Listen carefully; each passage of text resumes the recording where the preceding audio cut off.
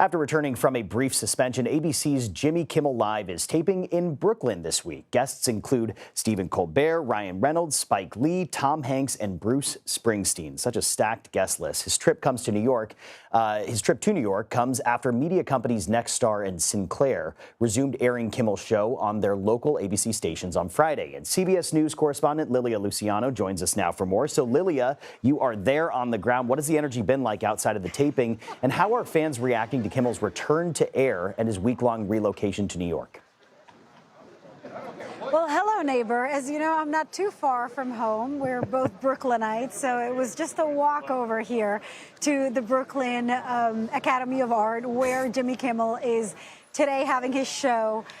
What you might hear is a lot of people who are not just excited to be here, but he has this kind of hybrid segment where we can hear part of the show being recorded, a bunch of fans out here. But earlier today, I saw hundreds, I'm not even kidding, hundreds of people lined up through all of these blocks.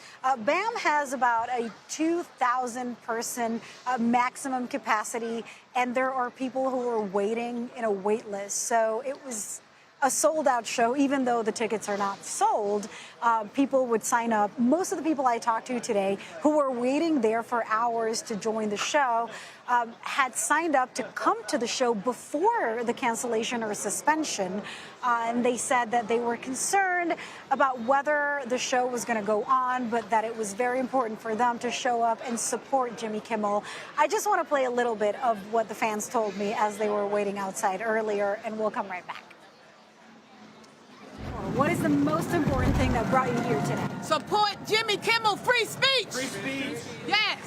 And Guillermo, we love you! We're at a time right now where things are difficult, and he speaks honestly about what's going on. I think it shows a lot of camaraderie between all the people that support his show, plus people that respect the fact that he really didn't say anything wrong. It is vitally important that the country continue in a way that is supportive of freedom of expression, and anything that counters that is going against an American, fundamental American value.